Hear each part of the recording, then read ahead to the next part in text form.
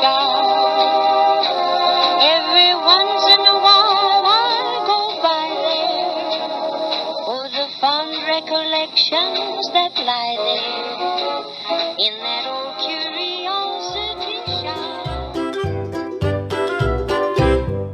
Lulu, skip to my Lou, Lulu, skip to my Lou, Lulu, skip to my Lou, skip to my Lou, my darling. Flies in the buttermilk shoe, fly shoe. Flies in the buttermilk shoe, fly shoe. Flies in the buttermilk shoe, fly shoe. Skip to my Lou, my darling. Lulu, skip to my Lou, Lulu, skip to my Lou, Lulu, skip to my Lou, skip to my Lou, my darling. Cats in the cream jar, ooh, ooh, ooh. Cats in the cream jar, ooh, ooh, ooh. Cats in the cream jar, ooh, ooh, ooh. Skip to my Lou, my darling. Lulu, skip to my Lou, Lulu, skip to my Lou, Lulu, skip to my Lou, skip to my Lou, my darling.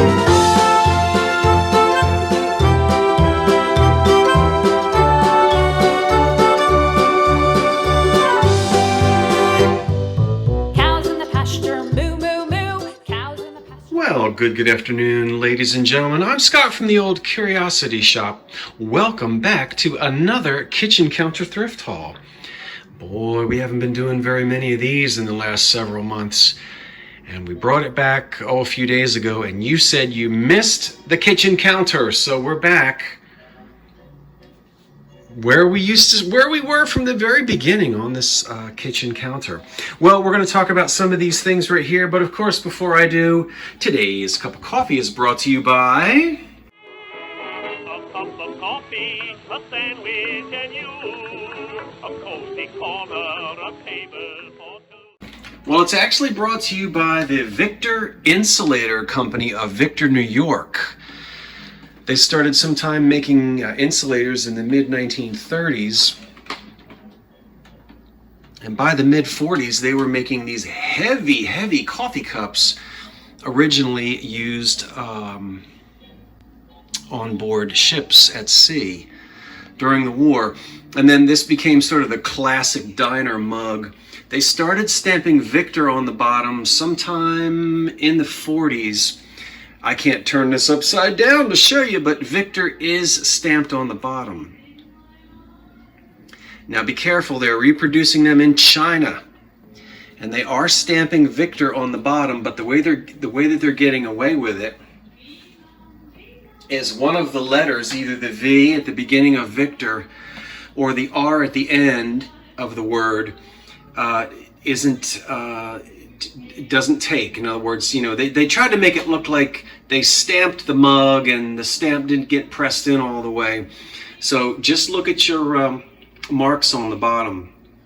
You ought to be able to say C, V-I-C-T-O-R very plainly,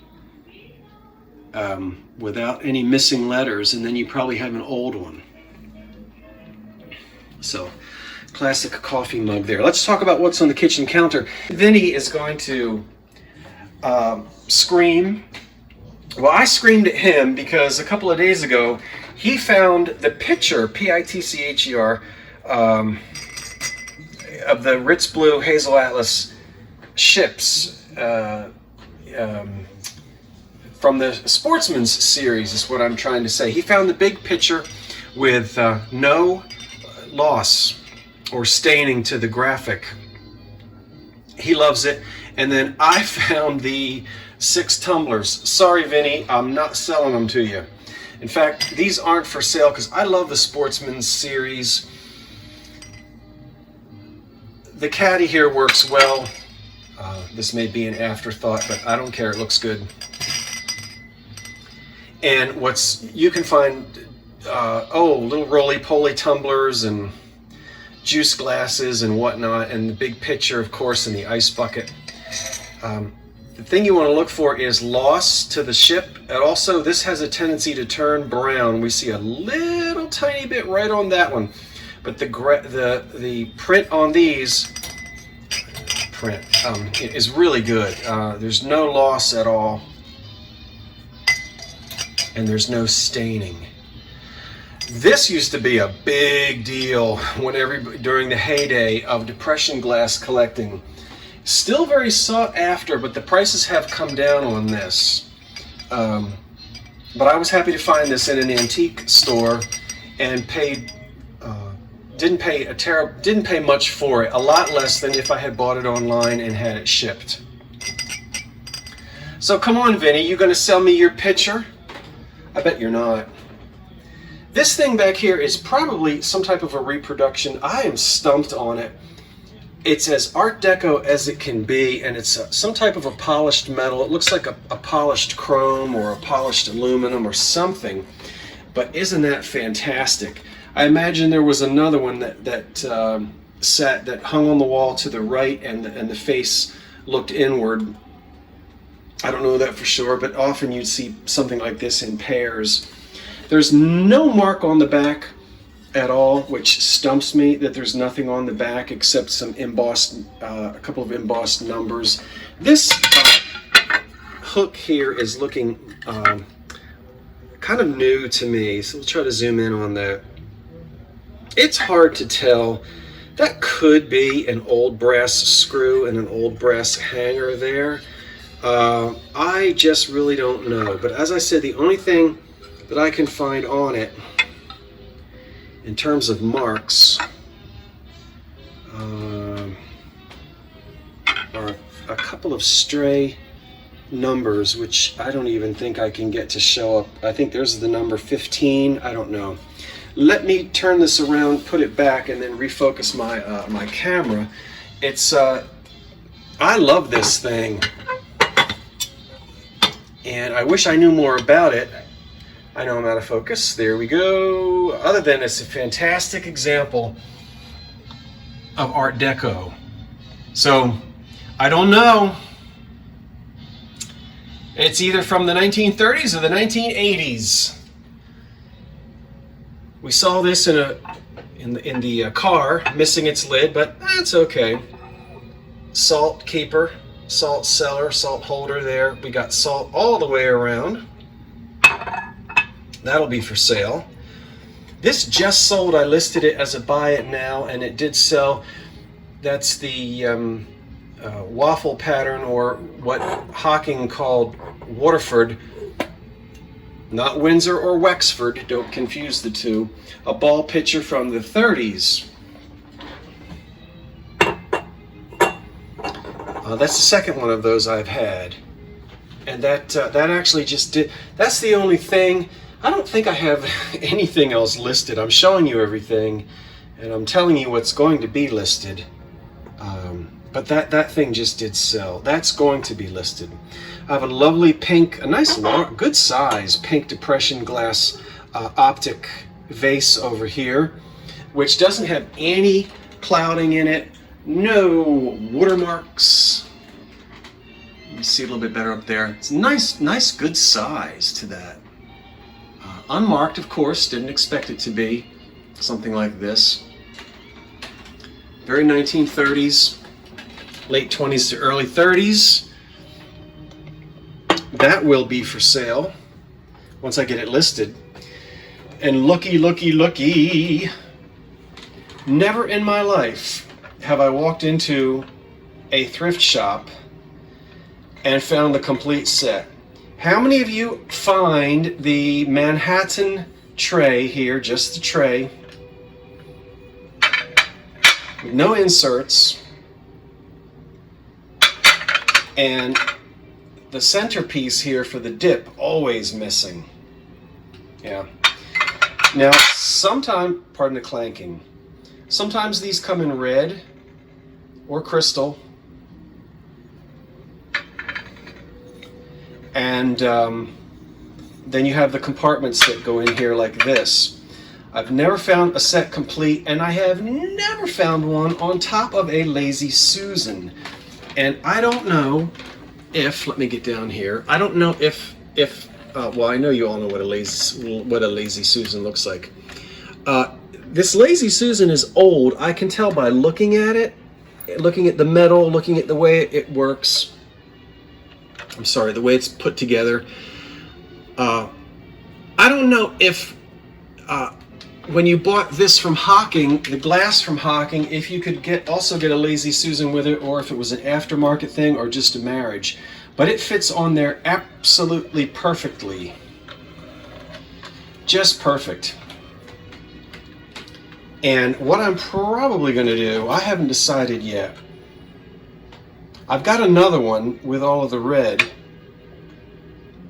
So, I don't know. Any collectors of Manhattan? I know we have Manhattan collectors out there. Very Deco refrigerator dish made by Glassbake in the 1930s. I really love that tint that you get to the old Glassbake and the old Pyrex. It does say Glassbake, and it has a very 30s geometric look to it. All right. And let's see, this over here, this wonderful Vanity piece. You might have seen me talking about it when Vintage Vinny and I were together, a while ago. Let's move it over here so you can get a better look at it. And then I'll tell you what it is, because I did my homework. And no, it's not for salt. I was able to find it. Bear with me for just a moment as I stand up, and then we'll go down on the floor and take a closer look at it. You know how much I love my books. I'm always screaming about building up a library of books. From Bedroom, Bathroom, and Glassware of the Depression Years. There's the author. In case you're interested in this one, it's a collector's book. That's the publisher. And we open this up, and there it is. Aha! And there it is, filled with jars. So let's see what it says about it. I don't know who the maker of the actual glass is, but I'll read to you what my little book says about it. The dresser set in the pink holder contains 6 crystal jars. Now mine is missing the crystal jars with metal caps. The pink 3-footed holder, that we give the dimensions, you don't hear about that. The curved front contains 3 narrow panels and 2 wide panels. The 3 narrow panels contain a figure of a nude holding a drape between her outstretched arms, and there she is. She ain't got no clothes on. The large panels are covered with embossed flowers, and then it came with bottles inside. They were products of Charm Volupté. Again, I don't know. A line by Doris Dory of New York / Paris. So this is all you girl stuff, right? You girly powder and perfumes accoutrements. So anyway. Originally it came with all of those powder jars on the inside. And so that's what we're left with, just that one piece right there. Okay, let me put my book back. But that helps us, determine a little bit more about what this thing is. So I love it. And that's going to be for sale. Although I don't have it, I do not have that thing listed yet. Okay, now let's take a look at some green. We've got uranium and non-uranium. Can you tell? Can you just tell with the naked eye which one has the uranium in it and which doesn't? Well, if you said the plates have the uranium, you are wrong. The plates have no uranium in them. They do not glow under a black light. And big deal. Some people, of course, love to decorate, and I think that's fantastic. So this one has uranium. The uranium won't hurt you, but some folks are a little suspicious about that.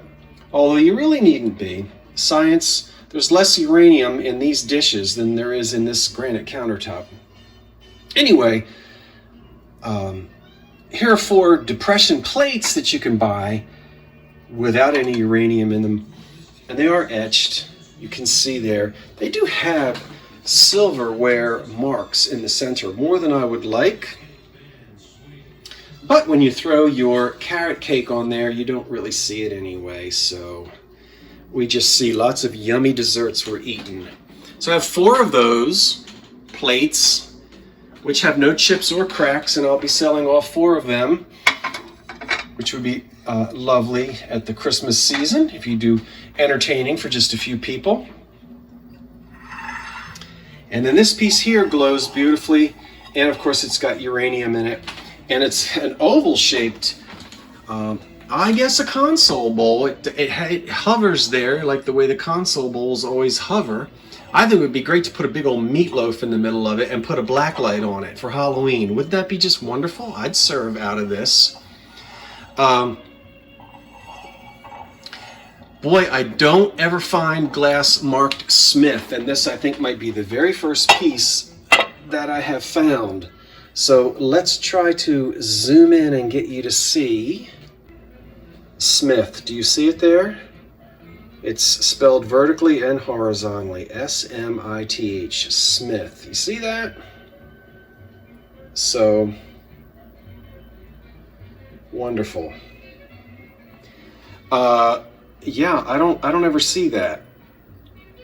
The other, thing that I love about depression glass, and you're going to be able to see in just a moment, we'll stay focused in on this. There's some ash or some dirt or some crud or something in the glass. I'm trying to find it. Where is it? Yeah, right here. See the green in there? See that? That's in the glass. And there's more of it. There's a little pin. There's some there. So all of that is just part of the manufacturing process because this glass was so cheaply made. I'm trying to really get you to see it. Kind of hard though. Anyway, that's a really fun piece to serve with if you like uranium glass and to do spooky things with it Halloween. We're almost finished here. We also have 2 more. Oh, and don't forget, we are going to ream that orange, so don't you go away. This, we're going to get to that in a minute. I love this piece right here, and it is beautiful glass. I don't know who made it. Could be Hazy. It's not marked, but it is good quality glass. Very clear. There's this brilliancy to it. We're probably in the 1940s with this, or maybe the 30s. And so we've got some wheel cut design going on here, and all of our little trays have a wheel cut design in them as well. And all of these glass trays come out. It's fun to try to fit them all together. I'm going to try not to clank too much, but you get the idea. They're all in wonderful condition, and I don't find chips anywhere on this. So, wonderful serving piece for parties, and you could just do little black olives and small pickles and all kinds of things in here for people to munch on while they're waiting for the main course to come out. But it's just very well done, and I was excited to find that in its entirety complete. All right, to show you that you've got to glue the felt back on the bottom of that, but we're going to wind it up and we'll hear Rockabye Baby, and then that little plastic thing there causes this little cradle to rock. So hold on for a moment while I wind the thing up.